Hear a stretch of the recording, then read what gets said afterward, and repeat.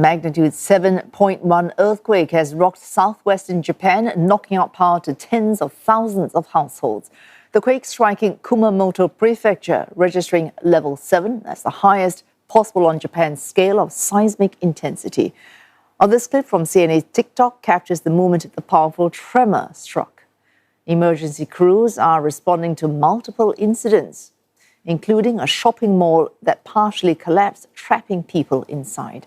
Authorities still assessing the extent of damage, with Prime Minister Sanae Takaichi saying the government's top priority is public safety. また内閣府の調査チームを先ほど、被災地に派遣をいたしました。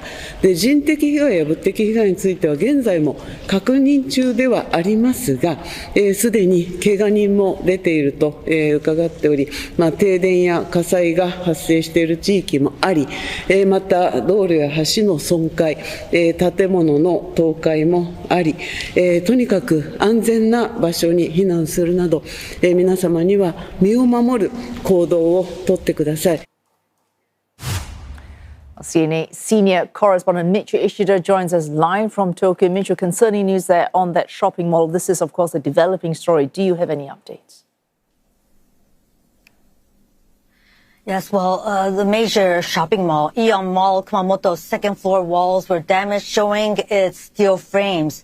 According to witnesses, there was an explosion after the earthquake, and local media say workers of the mall are likely trapped as their headquarters cannot get in touch with them. It's not known whether customers were also trapped. Now, at Saiseikai Hospital in Kumamoto, over 50 who sustained injuries are reported treated. One patient is reported to be unconscious.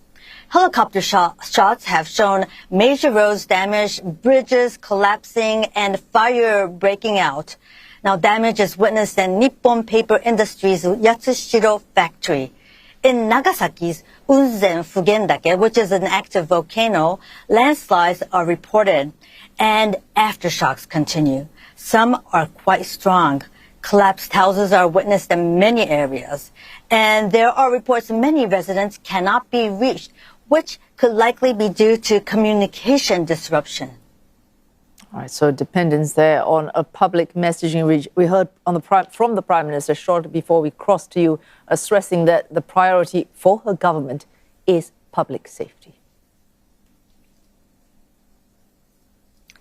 Well, the Prime Minister's office set up an emergency disaster response headquarters led by Prime Minister Takaichi this evening, given the gravity of the Kumamoto earthquake.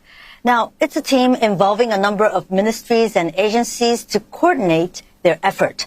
The last time this headquarters was set up was in 2024, after the Noto Peninsula earthquake on New Year's Day, which also experienced 7 on the Japanese seismic intensity scale of 7.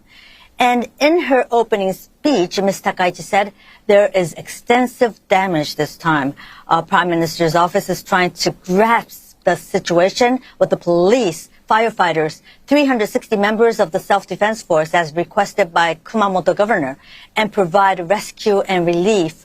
She vowed to give all she can and supply food, other necessities, air conditioners to evacuees to deal with the summer heat to prevent heat strokes. She said there is possibility of residents and the situation worsening for residents, and she called for residents in Kumamoto to be prepared for another big earthquake. On the 14th of April 2016, Kumamoto experienced 7 on the seismic intensity scale of 7, and again 2 days later. Seismologists say Kumamoto is on an active fault prone to frequent earthquakes. And Chief Cabinet Secretary Minoru Kihara represents Kumamoto constituency.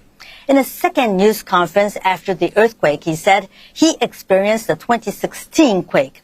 He was aware this time that buildings have collapsed. There are emergency calls to police, fire stations. So far, he's aware over 48,000 homes are without power. There's disruption to gas and water supply. He couldn't give figures yet. And he said the disaster medical assistance team is being dispatched. Oh, thanks. Michiyo Ishida reporting live to us there from Tokyo.